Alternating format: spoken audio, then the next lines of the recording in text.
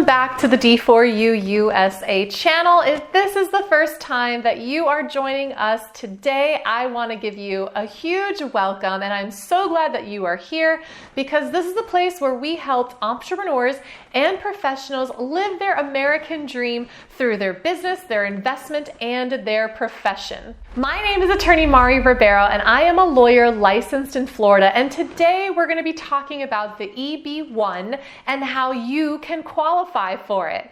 Now, before we get started, while yes, I am an attorney, it's important that you understand that I am not your attorney unless you and I have an agreement that says otherwise. So everything we're going to be talking about in today's video is not to be considered as legal advice and is only going to be for educational purposes only. Now, this is because you and your situation are unique, and that's why I invite you to reach out to us, send us an email, and we will be more than happy to give you personalized legal guidance to help you live your green card life through the Eb1.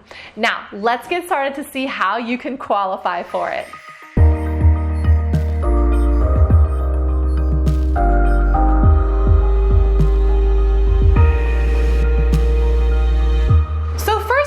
About what is an Eb1 exactly? Well, this is an employment-based visa for leaders in the fields of science, art, education, business, or athletics. So usually these are going to be professionals with an extraordinary ability that can prove that they are at the top percentile in their field.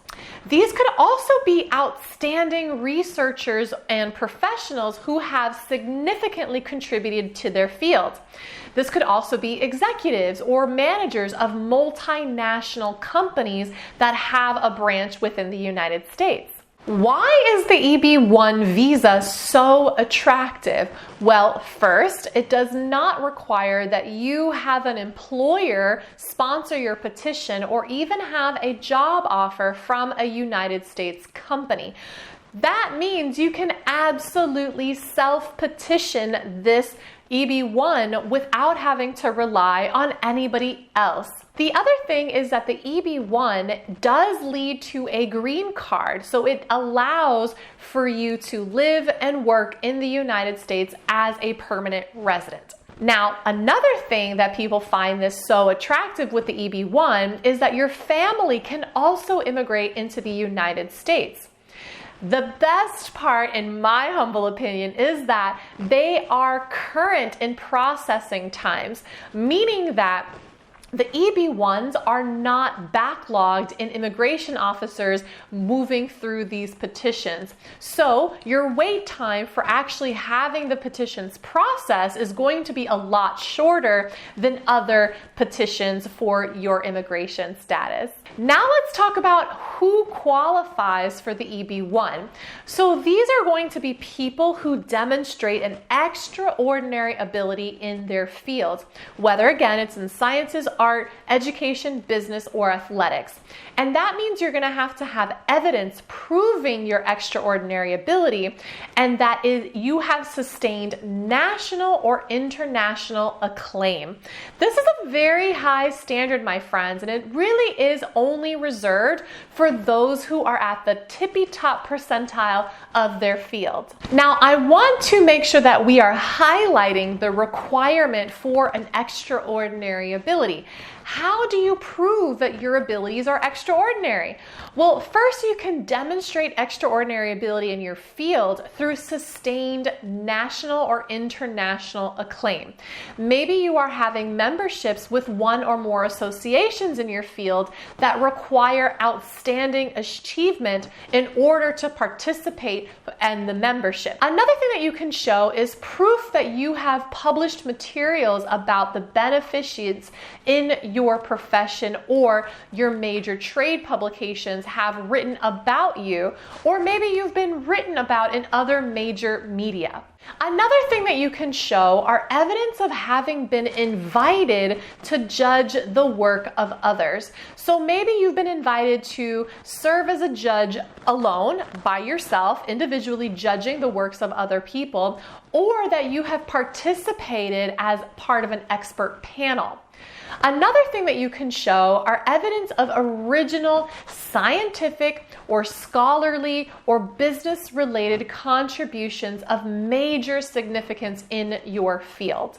Another way of showing extraordinary ability is evidence of authorship of scholarly books or articles, meaning that you have been published in scholarly journals, maybe even with international circulation in your field. So people that are studying in your field actually read about the work that you are doing to help further their education. Maybe perhaps you have evidence of performing in a leading or critical role in a respected organization.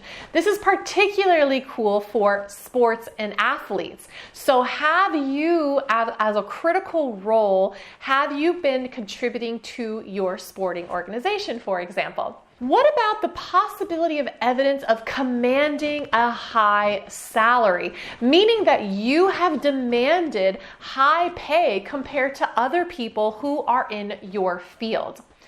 Also, publish materials in professional publications that are written by others about your work and about your contribution in the academic field. Another thing that you can show is scholarly research contributions in your field. So these are also other ways that you can show documentation that you are absolutely an expert in your field and at the top percentile. Now, when you are collecting references, people who will speak about you, you want to get about 10 independent experts who can validate the evidence that you are going to be providing to the immigration officer in support of your petition. Usually you're going to be providing that any publications or citations are relevant to meet these minimal requirements. Now again, the EB1 is a very attractive employment-based visa where you do not have to have a U.S. company sponsoring your petition. However, the standards are very high. You must be an industry leader in your field with an extraordinary ability in the top percentile of your industry. Maybe you've also been internationally or nationally recognized.